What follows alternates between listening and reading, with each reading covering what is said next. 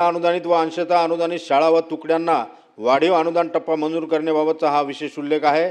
आदरणीय सभापती महोदय, महाराष्ट्रातील विना अनुदानित व अंशतः अनुदानित प्राथमिक, माध्यमिक व उच्च माध्यमिक शाळा तसेच तुकड्यावरील शिक्षक व शिक्षकेतर कर्मचारी अनेक वर्षापासून अत्यल्प वेतन अथवा विना वेतन सेवा बजावत आहेत। वाढती महागाई, कौटुंबिक जबाबदाऱ्या आणि आर्थिक अडचणीमुळे या कर्मचाऱ्यांवर मोठा ताण निर्माण झालेला आहे।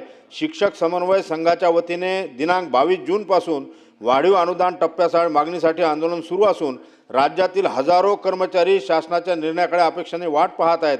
त्यामुळे या विशेष उल्लेखाद्वारे शासनास विनंती करण्यात येते की विना अनुदानित व अंशतः अनुदानित शाळा व तुकड्यावरील सर्व पात्र शिक्षक व शिक्षकेतर कर्मचाऱ्यांना वाढीव अनुदान टप्पा तातडीने मंजूर करून त्यांना आर्थिक दिलासा द्यावा। तसेच शिक्षक समन्वय संघाच्या वतीने दर अधिवेशनात आंदोलन केले जाते, त्यामुळे जुन्या टप्पा वाढीचे प्रचलित धोरण लागू करण्यात यावे ही विनंती या विशेष उल्लेखाद्वारे मी करतो।